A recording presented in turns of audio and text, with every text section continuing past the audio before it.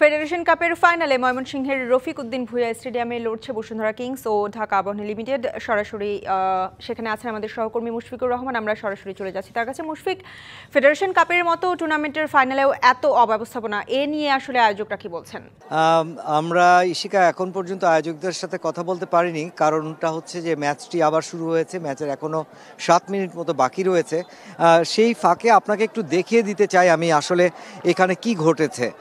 যেটা ঘটেছে সেটা হচ্ছে যে তীব্র ঝড় বৃষ্টির কারণে অস্থায়ী যে প্যান্ডেলগুলি ছিল স্টেডিয়ামে করা, সেই প্যান্ডেলগুলি সব ভেঙে পড়েছে এবং সেই সাথে যেটি অস্থায়ী প্রেস বক্স, বিশেষ করে প্রেস বক্সের কথা বলবো আমি, সেই প্রেস বক্সটি কিন্তু ভেঙে পড়েছে।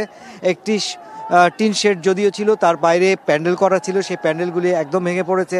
যারা আমরা সাংবাদিকরা এসছি ঢাকা থেকে এবং স্থানীয় যারা সাংবাদিকরা রয়েছেন তাদের যাবতীয় যন্ত্রপাতি সব কিছুই প্রায় নষ্টের পথে, ভিজে গেছে। সাংবাদিকরা নিজেরাও ভিজে গেছেন।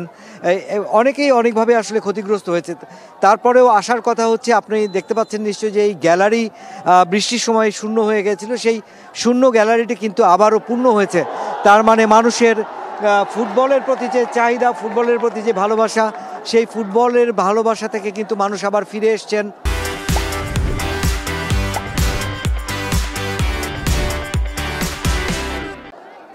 গ্যালারিতে এবং ম্যাচটা উপভোগ করতে। এবং সেই জায়গায় একটা বড় প্রশ্ন থেকে যায় যে যেই ফুটবলকে মানুষ এত ভালোবাসেন, যেই ফুটবলের ভেন্যুটা ঢাকা থেকে ময়মনসিংহ চলে এসছে একটা ফাইনাল ম্যাচের ভেন্যু, জাতীয় পর্যায়ে একটা টুর্নামেন্টের, সেই ভেন্যুটাতে এত অব্যবস্থাপনা কেন, সেটা একটা বড় প্রশ্ন হয়ে দাঁড়িয়েছে। নিশ্চয়ই এই বিষয়গুলি গুরুত্ব দেবেন বাংলাদেশ ফুটবল ফেডারেশন এবং সেই সাথে জাতীয় ক্রীড়া পরিষদ, এবং একই সাথে এর কিছুটা দায়িত্ব বর্তায় জেলা ক্রীড়া সংস্থার উপরেও। মুশফিক, ধন্যবাদ আপনাকে।